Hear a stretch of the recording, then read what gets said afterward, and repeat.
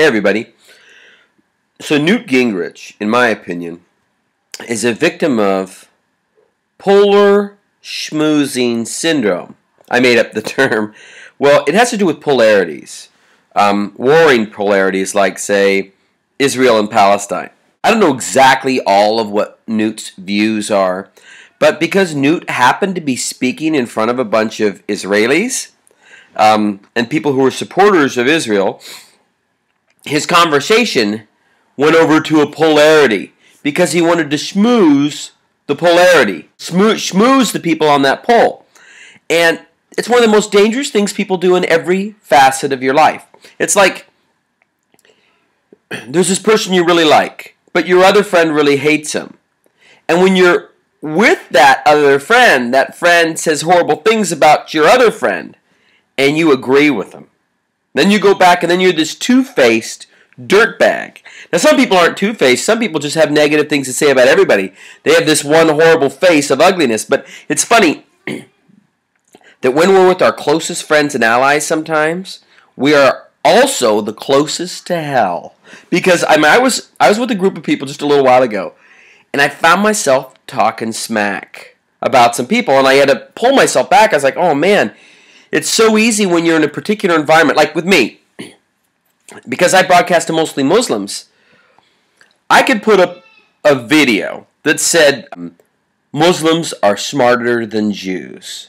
And I would get all sorts of comments of people who said, yep, you're totally right. I mean, I could say things that are untrue. As long as they're flattering about Muslims, there's going to be a certain percentage of Muslims that are just going to give me a thumbs up and support it. Even if it's totally untrue, as long as it's flattering.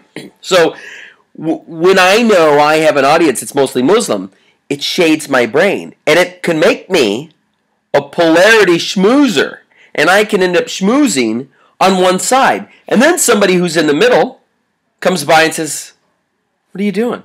And then somebody who's way over on another polarity, what are you doing? It's so dangerous. If I'm sitting in a room of Muslims, it's funny how I can start thinking a little different because you want to be accepted. We want to be accepted everywhere we go. You know, someone commented on one of my videos, oh, that's a great song you wrote, Brett. Well, I didn't write that song, but I was thinking I would just let the comment go and let her think that I had actually written the song, and it made me cooler.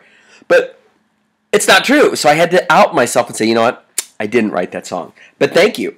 So anyway, we really have to watch it, especially when there's these polarities in the world. You go to this one group and you do a speech, and the next week you're at their opposition giving a speech, and you're ambiguous, leaning both ways at both sides. I mean, there are politicians who can go to a pro-abortion and then an anti-abortion rally in the same week.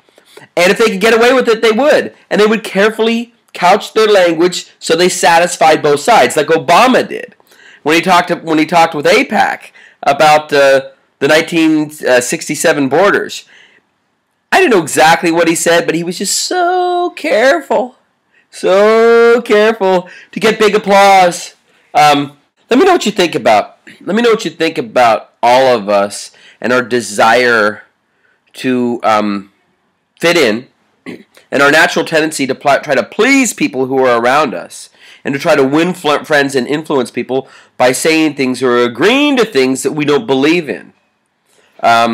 It's super dangerous, and I am a target. I am a victim of myself when it comes to this sometimes, because I have a heavy Muslim audience, and it can change the way. And I try to fight myself and try to stay fair, because you spend enough time around a certain group of people, you start feeling them, and you start adopting the way they think. And I can find myself hating people that there's no reason for me to hate. I'm gonna put here in the bottom a link to my song I wrote called "Who Do I Have to Hate to Be Your Friend." It's an important song in my life, and the story of my life, and why I do this. Let me know what you think. Bye.